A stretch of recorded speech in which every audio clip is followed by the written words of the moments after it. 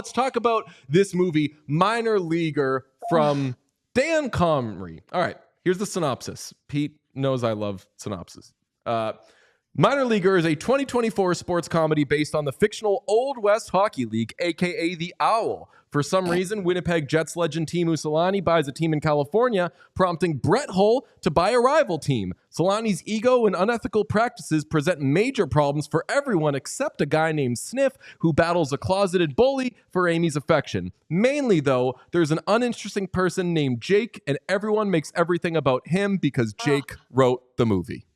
Oh my God. Perfect. Actually, perfectly done. He's like weirdly good at writing synopses. And I did it while we were having a conversation. This is the most difficult movie to write a synopsis for because it's about nothing and everything at the same time. There are so many subplots and yet no plot. It's fascinating. No hockey in this movie whatsoever. Honestly, I wrote that. I said at this point, we've seen literally no hockey. You never see a single fake hockey. I don't even think we see a piece of hockey equipment. Well, in fairness, even if they showed it, Katie, you probably wouldn't know, because if this movie taught us anything, it's that women don't know anything about sports. Oh my God. Oh my God. Oh my God. At that point, I feel like I had stopped. We'll get to it, but at that point, I think I had stopped like taking notes, and I think I just wrote "fuck" in capital letters. So I don't even know that I have a detailed breakdown of every time this movie made me feel upset. The women in this movie are, so there's a sex worker, of course. Mm-hmm. There's a with a business card. What's that? With a business card. Hell when yeah. that one night stand leaves, she gives him a business card. Shout out American Psycho. Got a better one than any of the rest of them. There is a love interest who is hopelessly ignorant when it comes to hockey. And works for the team. And she works has for the a job team. with the team, does not understand what hockey is. Shout out that movie with Kevin James where he plays Sean Payton, because Chloe Fineman also works for the team. And he's like, hey, woman who works for the team, find a list of the best running backs in the draft. And she's like, got it. And she turns away and she's like, one more thing, Mr. Payton. Oh, no. What's a running back? And he's like, oh, right. Sorry. I forgot. Also, the things that... First of all, asking your secretary of your NFL team to who find are the you good running backs. It's not a fantasy they have a full scouting department. Also, the things that she was learning about hockey. Just like what a biscuit and what a tilly is. You know the whole game now. You know the whole sport. It's the most important stuff. Hockey has been part of my life forever. I swear to God, I don't know what a tilly is. I said the same thing. I feel so relieved. I was like, a tilly? I don't think I've ever heard anyone even say that. Like tilly is, I'm more familiar with the store Tillies than I am by saying tilly. Let's talk about this movie. Seläne buys the team, and Jake, fucking Jake, called it right out the gate. They showed a young Jake at the beginning of this movie, and I was like, I'm not gonna fucking like Jake. They say, get ready to speak, Jake, buddy. They make everything about Jake. He's from Winnipeg. He's playing. He says, like, I'm 33. I don't know what I'll do next.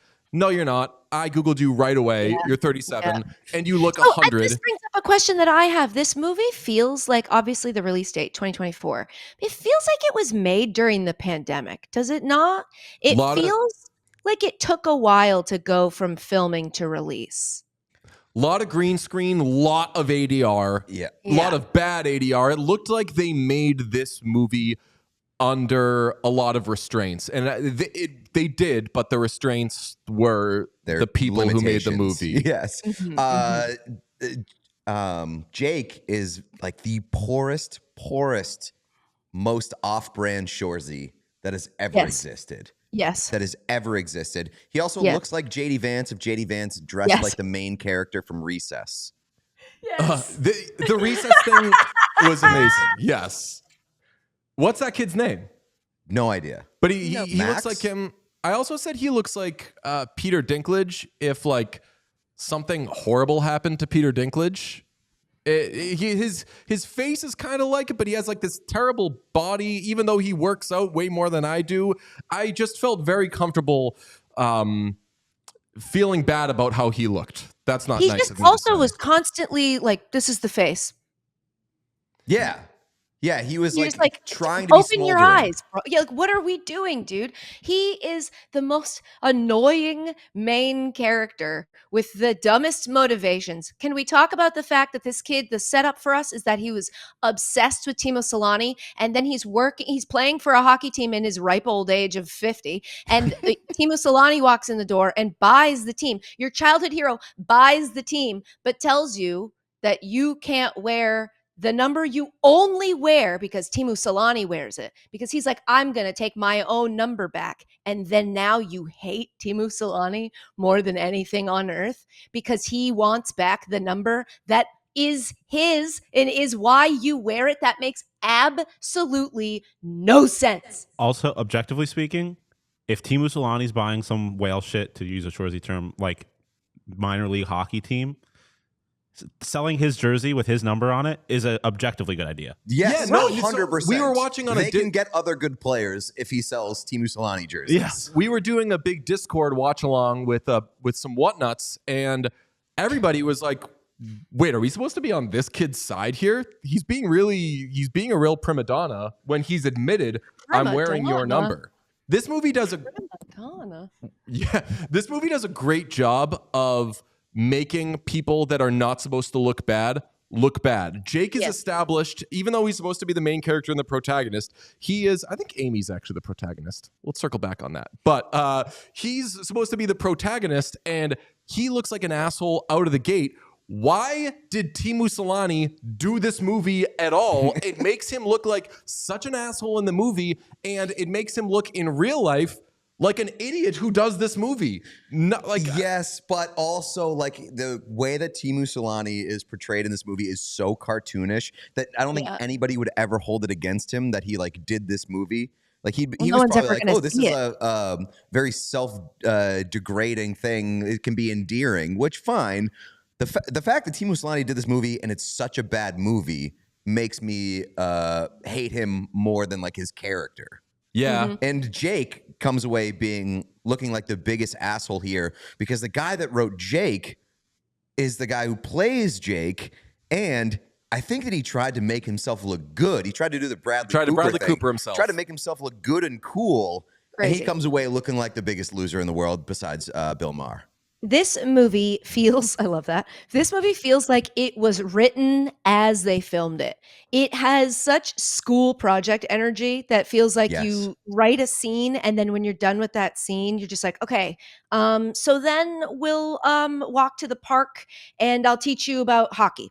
And then, okay, so we're done with that scene. Okay, then let's do a video of a personal trainer from the internet. We'll just throw him in there for kind of no reason. He'll come back later. And then we'll just randomly have him be in the town dating the girl it just feels like every single decision they made was like, okay, next we'll go to this location and we'll film this. And nobody ever went, but that doesn't really fit with but how does that move the plot forward? No second question was ever asked about any idea proposed for a scene in this film. That's how I feel. It just executed so poorly. Yeah. Every time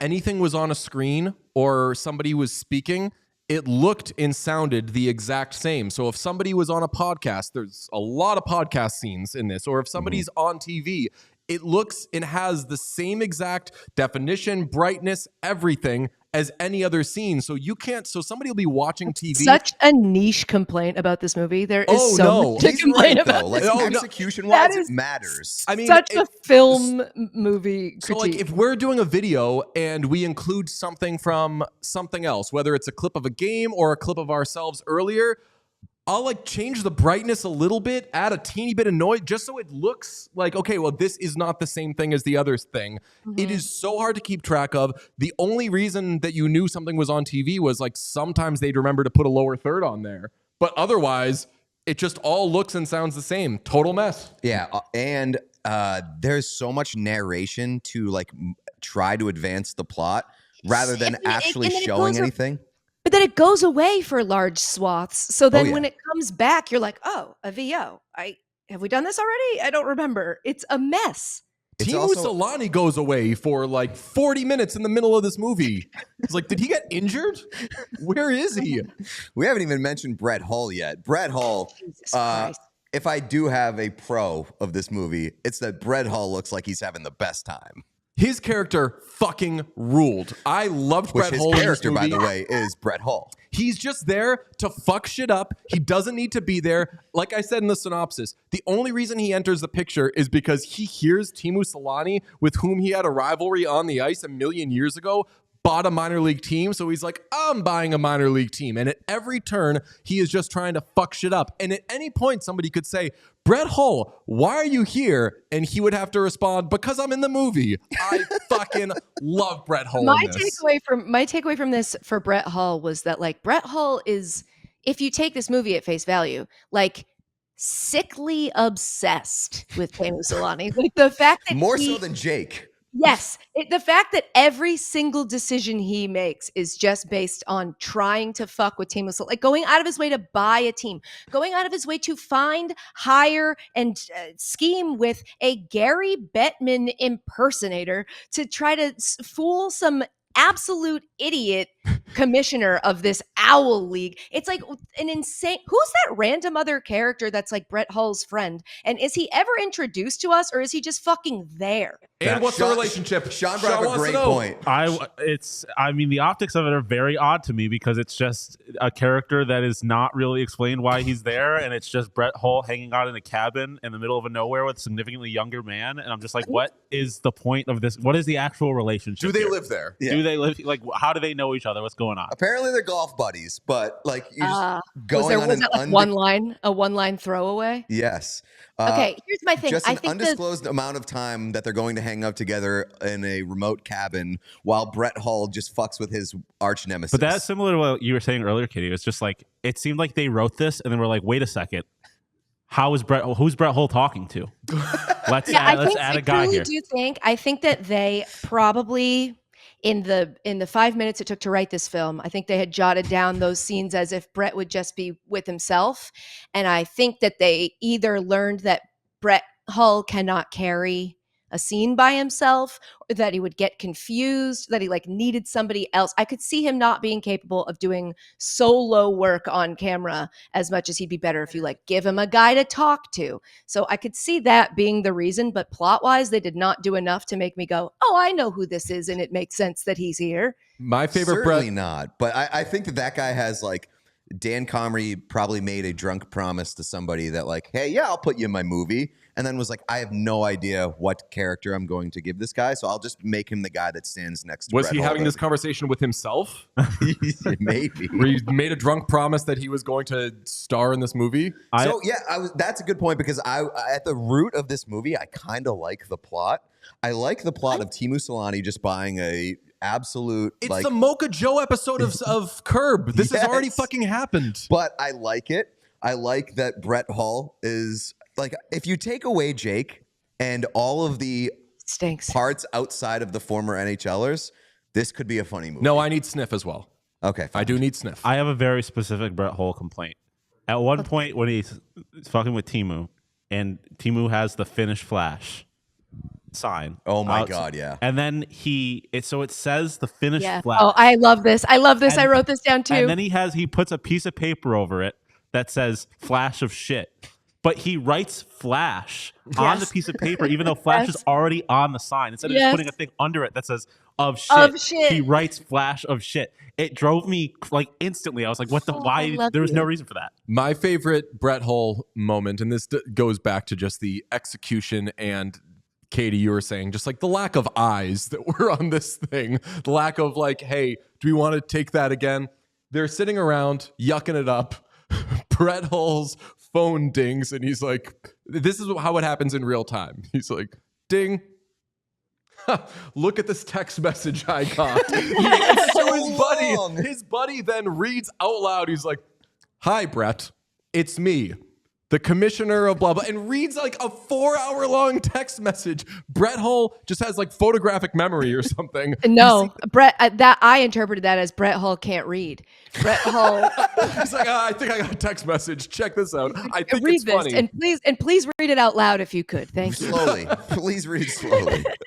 Well, just in case like somebody's like spying on us, or I don't know, just say the words, please. While we're talking about minor details that really bothered us, there was one line in this film, I don't even remember where it was because all I wrote was, what a reference, where they said, maybe it's like that movie Big Fish. Yes, where they're just A talking movie about that I have seen. exaggerating. Yes, and it's a movie I have seen, oddly. It was like a movie that I really liked as I was a child when it came out, and I was like, I love this. This is great. What a reference to just maybe it's like that movie Big Fish. Did it even win any awards? Was it like a popular film? Oh yeah, Big Fish did well. Oh, okay. All right. Yeah. Never mind. But like still a random reference. But if you're gonna say a Teemu Seläne Brett Hall hockey movie is going to reference one movie in it, I don't think Big Fish would be the one that I'd select in the top 100 choices. So weird. So weird. Also, was that Teemu Seläne's real wife in that movie, or was that a woman that they cast? What's this? What's was the that question? Teemu Seläne's real wife? Oh, no, that's his wife. Okay. I should note Big Fish has a 75% on Rotten Tomatoes, the same score as Wedding Crashers, Monster House, Devil Wears Prada, Sleepless in Seattle, and 8 Mile. Shout out my Tomato Fights document. There you go. There's also, like, you talk about the Finnish flash of shit thing. This movie tries to do the Shoresy thing where it's like it's going to be insult porn, but every insult is either just like fuck you or fucking asshole. Motherfucker. Yes. Motherfucker. Fuck. It's a very fuck heavy film. There's a rant at one point from Jake in which he says fuck every other word. The tennis one on the tennis court. Where we've both been criticized for saying the fuck word. Yeah, we'll go there, far Katie. too much. Far too much. And we listen back and we're like, damn, we did say fuck a lot. This movie, oh my God, unbearable how much they say fuck. Well, because it really makes you see how, people will always be like, when you use curse words, it's because it's filler because you're not properly communicating. And you're always like, yeah, shut up, nerd. This really was when you see like the way that fuck was used was like, yeah, these guys don't know how to write. They don't know how to write an angry rant where every other word isn't fuck. Hey, thanks for watching the channel. We appreciate everybody who checks out our stuff, but 80% of our viewers are not actually subscribed to this page, so if you could smash that subscribe button, it would go a very long way for us. The more subscriptions we have, the more visibility we get from YouTube, which allows us to do more. So press that button. Thank you. So you watched this with Dan, right?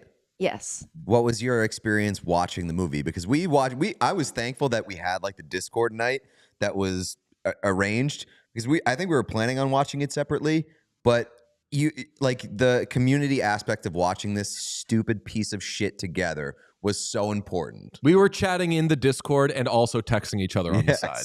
Yeah, it was. So it's an hour and 17, I believe we said. And so we started watching it one night this past weekend because I told Dan I had to do this. And he was like, oh, we're watching shitty movies. That's like a pastime of ours. So we were watching it and we'll, pause it to talk about what shit it is every few minutes.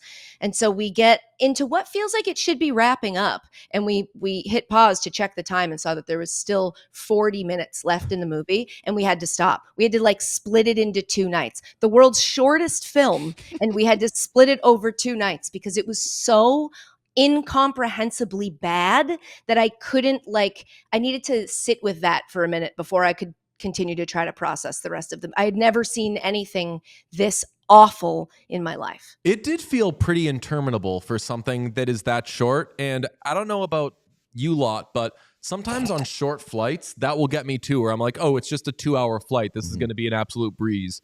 And you're like, don't plan to do anything and you don't have a movie or anything. And after like half hour, you're like, are we fucking landing yet? Jesus, an hour and a half. So it had some of that, except I was going to make a really dark joke about flying, but at least like flying, you land and stuff. This was, as I said, interminable. This is like for a 1 hour and 17-minute movie to feel like it was way too long is an incredible accomplishment. Incredible, especially a movie with this many storylines. They had 4,000 storylines, and none of them were interesting or went anywhere or made the movie feel short. Oh, and the way they wrap it up, by the way, is like, okay, bye. And you're like, crazy. None of this needed to be happening. I have a question. Do Brett Hall and Teemu Seläne just like fucking hate Gary Bettman because they like spent a lot of time trying to be like, I know it was clearly an impersonator, but they were just like, Gary Bettman loves hookers and is a real piece of shit.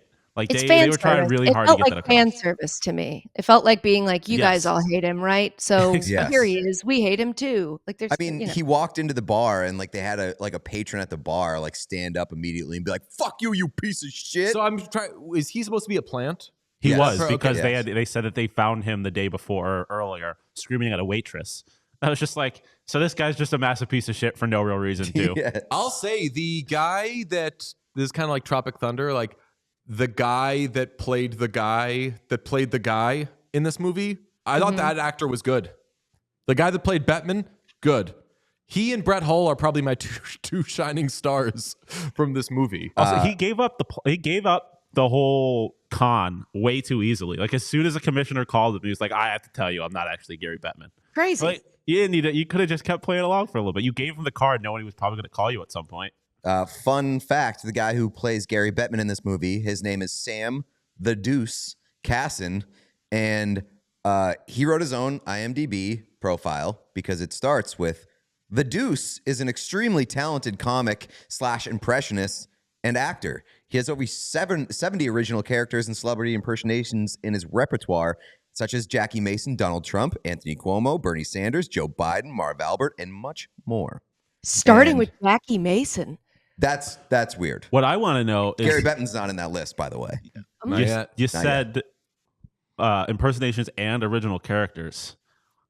I want to know what those original characters are, because this guy is not like What's he's this guy's a name? famous Deuce? person. I think we can get the Deuce if we Yeah. want. I think Yeah. so If too. the I just summer want to had know. like another month, we would for sure be doing at least one episode What's with his the last Deuce. name?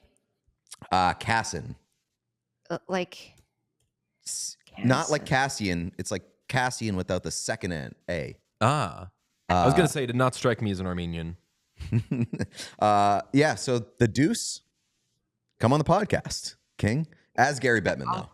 Yes, only as Gary Bettman. Yes. we want. After we saw Blackberry, we wanted to get the guy who plays Gary Bettman to be a regular on this show, and that guy is very good. We need to get the Deuce instead, though. How many women do you think are in this movie? Okay, we have One Night Stand Girl at the beginning, Her- which also, what a way to start that fucking movie. Like I don't want to wake up. I just had sex with somebody I don't know. I've got stubble. Fuck you, Jake. Also from Phoenix, for Credited no real as reason. One Night Stand Yes, woman, by I the said way. that too. Like, why is she from Phoenix? What does that have to do with anything? Why did we waste any time on that scene? Her finding out he's a ranch hand and being like, I thought he was a hockey player. And he's like, you can be both. It's like, what is that some important message that this Also, movie you're in the feels- middle of fucking nowhere, California, during a hockey season, I assume, or near the start of hockey season. And she was just like, Allegedly. yeah, this NHL player is what she must have thought he was, is just here for no real reason. Like she had to have known that he was not a professional hockey player. I know that we talked about there being no hockey in this movie. I did write down, are there any other players on this team, or is it just Jake and possibly Justin Bieber? Well, at one point they say it's and maybe I missed something, but towards the beginning of this movie, they say it's the end of this. It's the biggest game of the season, and we don't have a goalie. And then it never comes up again. It never comes up I thought again. It's Sniff was going to crazy. get a sniff.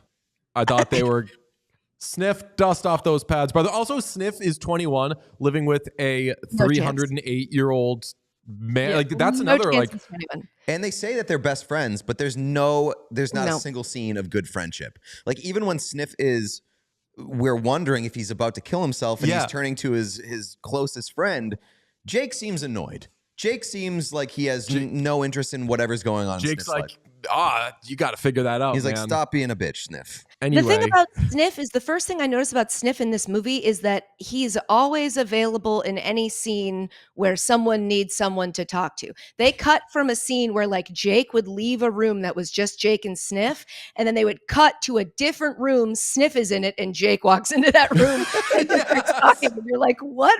Does this guy he is wherever he needs to be? a big complaint that I had Dan was, Comrie also edited this movie, so that makes sense too. Yes. A Who's big that? complaint That's that I Jake? had. That's this big. Is Dan Comrie Jake? That's who. That's it is? Jake, yes. Okay, sorry, I didn't. So look when it up. Sniff is walking to Amy's house to apologize to her, I'm sorry, Amy's grandma's house to apologize to Amy, as he's walking down the sidewalk, it's the classic, somebody else is coming the other way. Oh no, is this new guy coming to meet Amy? Why did you have to have that character? Why not make that character Brett Hull? It would be such a cooler movie if now he's like, fuck, now I'm going up against Brett Hull. And Brett Hull is just exclusively there to fuck shit up. It would have been such a cooler movie. But it would have ruined the storyline of Brett Hull and maybe his love interest at the lake house. That's true. True. True.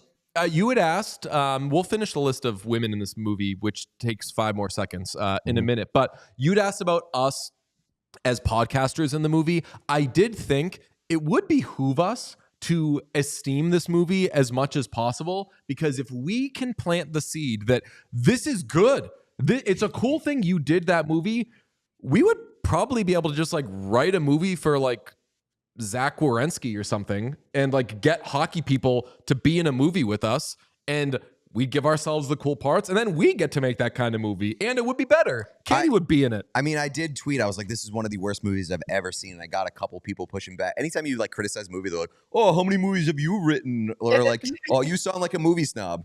First of all, like I love so many bad movies, and second of all, I haven't written a movie, but I guarantee if I did, it would be much better than Again, that. if the summer were longer, we'd just be like, all right, let's spend a day in here. Let's just quickly write a movie so we could say we've written a movie and we think it's better. Yep. Bang.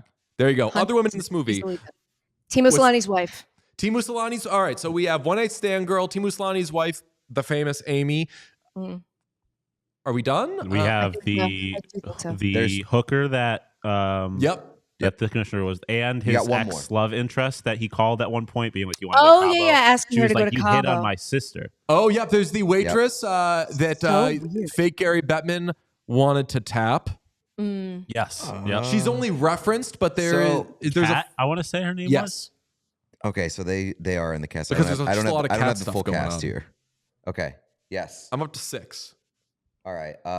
So you got. Do they ever talk to each other? No. Oh, the mom. Sniff's mom. The mom. Yep. And I think there's. Yeah, this definitely fails the Bechdel one test. more. Yeah, I Easily. texted you, Katie, saying this movie fails the Bechdel test because at no point in this movie are two characters ever not talking about Jake.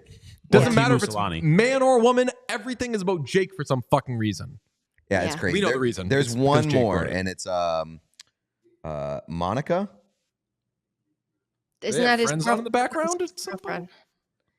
The girl. Yeah, I don't remember this. She was that the woman that he called when he was like the first. Yes. Yeah, You're right. Yep. So we already got her. Another instance of like, you are writing the story. Why make the problem so weird? Like that he hit on your sister. Like just make it could pick anything. more. Make the stakes higher. You can do whatever you want. Literally anything. It's your movie. The world is your oyster. Write something more interesting. And also, we didn't need to see her. I know we're just talking about how there's not that many women, but we didn't need to see a cutaway to the person that the commissioner is on the phone with to establish this entire story that I do not care about at all. Yeah, it felt like an assignment more than it felt like like a piece of art. I think that brings us to like the biggest overall question here is how and why did this happen, and why, and I guess how did Teemu Seläne and Brett Hull attach themselves to it? It feels like somebody. What's the guy's name? The main guy, Dan Comrie. Like, do you think he's friends with them? It feels like he met one of them, probably Teemu, and I don't know if it was like over drinks or maybe it was at like a tennis tournament or something. I don't know, but they made a connection that then this guy was like, "Oh my God, I could get him in a movie." It also feels like he agreed to it and then didn't think it was really going to happen. And then Teemu Seläne was like, "I'm ready." And he was like, "Oh shit." And he wrote a script in 30 seconds. It feels like a relationship was made first. And from that was the idea of making a movie. And nobody ever stopped to put any time into trying to make that movie good. Now, we should note something similar happened with the production of the movie Half Baked, where those two had agreed to do a movie, or Dave Chappelle had said, like, we're going to do a pot movie or whatever. And then he called, why can't I think of the other guy's name? Jason, no. Co-creator of Chappelle Show. sorry to put you guys. Neil Brennan. Neil Yes. Brennan, right? Called Neil Brennan and was like, "Hey, so like we got to turn in that script." And Neil Brennan was like, "What are you talking about?" And they quickly banged out a script. And yeah, it was a ridiculous pop movie, but that was like a movie. Yeah. They made a movie because those are actually real talented artists. I did look it up, and I don't want to shit on Dan Comrie too much. It seems like he maybe bit off more that he could chew. I think that he was it looked like he played a little junior hockey. I was trying to dig through like elite prospects and stuff and try to find any sort of trace of a Dan Comrie. And Sean looks like he maybe has some I was looking at information. it because it says he played for Lincoln Stars of the USHL. Interestingly, is a part of the NHL Comrie family, as in Eric Comrie. Oh, really? He's cousins with Mike and Paul Comrie, who are half brothers with Eric Comrie. Wow. So it is a big actual NHL family. Or I don't want to call it a big NHL family, but it is a hockey family with NHL ties. It does go to show you though, like sometimes you watch things like the NHL awards, and I've done this before. This makes us sound full of ourselves, but whatever. Everybody's a narcissist. You watch certain things and like you text your friends and you're like, why didn't they just have us do it? We could write better jokes than this or whatever.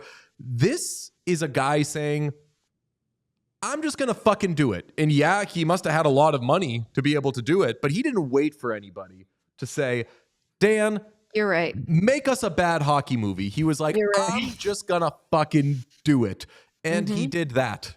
He made a And he bad. distributed it. He got it to us. Like we watched it. That's can't say that for a lot of things. You can make a movie and that never even there's a lot of movies that get taken off of their streaming services now. No one's ever going to take this off because they're going to forget it's there. Yeah. That's true. He's left his imprint on the world. He has. And like I'm gonna talk about this movie a lot. Brett for Hull years. spinoff when? For years. I would take a sequel so quickly. Yeah, I would take like an Amy and what was the Nick Lachey and Jessica Simpson show? If you give me that with Sniff and Amy, yeah. And can we talk about just really quickly how it's almost again a good thing they didn't have that many women in this movie because the makeup. I don't know if you guys noticed this kind of stuff, but when Amy walked in the room, she looked like a toddler in a tiara. She had like child beauty pageant makeup on. It was wild. This movie just screams. I've never spoken to a woman Ever in my life. Well, Ever. famously, Sniff gets nervous around women, so maybe Cats. Amy It's was cats. trying to He's curb allergic to that. cats. No, but the reason he sweats is because he gets uncomfortable around women. So maybe Amy's like, let's try to curb this, and I'll try to disguise my womanness and make myself look like a toddler. Any Maybe. better, Sniff? I don't think. I don't think that should help. I don't think we should encourage that helping. No, I think that would say more about Sniff than Right. anything in that situation. Sniff would have a lot of explaining to do, and as we've learned, Sniff, when he needs to explain something, is a kind of one sentence in and out, writes like holds the pencil like this kind of guy. Dan Comrie is known for minor leaguer, large pizza, and super athlete. Oh, can we watch more Dan Comrie stuff, please? Super athlete. Which Wait, came so out it's in all 2024. adjective, noun, adjective, noun, adjective, noun, adjective, noun. Funny people. Big pizza. What's big pizza? Large pizza. Sorry. Large pizza. Interesting. Now that I'm going through the Comrie's elite prospects page, his dad, Fred Comrie, was in fact the owner of the San Diego Gulls before they became an AHL team. So there is minor league hockey ownership in the family. But that's what sucks about it is this movie isn't for people who live in a minor league hockey town because nothing fucking happens with the minor league hockey. We only see the logo. We don't see like the jerseys. We don't even see an ice rink. We don't see any other players. There is quite literally zero hockey in this movie. This is a tennis movie. More hockey in Inside Out 2. By a long shot. There's more hockey in Beverly Hills Cop Axel F, which starts with a Detroit Red Wings game. Oh, that's fucking There's more cool. hockey in Ferris Bueller's Day Off because he's wearing a Red Wings jersey. That's all the true. time. That's At right. least there's one hockey jersey in Jersey. that movie. Oh man. So Well- not a hockey movie. Yeah. Even though it literally stars Teemu Seläne and Brett Hull. They Brett don't Hull. have minor Brett roles. Hull, who wears one sweatshirt for the whole movie. And it's a tequila company. That was absolutely Crazy. like a deal for him to promote some tequila brand. It was like his buddy's thing. Yeah. He was like, "Oh, I'm doing this movie. I don't think they have a wardrobe. I'm just gonna wear what I'm gonna wear." I saw a thing the other day of Rick Astley talking about the famous "Never Gonna Give You Up" music video, and he was like, "They were not prepared at all. I showed up, and they had no plan. They just had some dancers and some cameras." Like, this iconic raincoat that I'm wearing is just the coat that I was wearing. It was my own clothes. They didn't have wardrobe. They didn't have anything. That's what this movie was. That's Except awesome. it didn't end up being Never Gonna Give You Up. It just ended up being this movie. It ended up sucking. What was with the random scene with that janitor that went into Teemu's office and told him that he was hung like a horse and gonna fuck his wife? That was cool. That was Brett Hull fucking with him. I mean, what a weird scene. What the fuck? I didn't like the way he was talking about his wife, where he was like, I'm gonna fuck your wife. Well, I'm gonna fuck your wife. Which is, Be did cool she know about that it. was Guys say they're gonna fuck people's wives all the time, and if you keep yelling at me for saying I'm gonna fuck your wife's gonna dump you. And once she's single, I'm gonna give it to her good when I fuck her. It's like, oh, and dude. I would imagine like Teemu Solani's wife was like, "Can I be in this movie?" And Dan Comer was like, "Sure, but I'm gonna make a whole scene about how a janitor wants to fuck you." And Teemu just sat there and was like, "Yeah, this is What? like we can talk about my wife like this." This movie's so weird. Really, really bad movie. While we're talking about family stuff, I know that we've been indirectly trying to get Dan, good Dan Soder, into hockey. Did this help or hurt, would you say? Oh, I don't know. I think ultimately it helped. I think it would have helped had there been a little bit more hockey itself in the film. But yeah, no, I think this certainly made him more interested in knowing more about Teemu Seläne.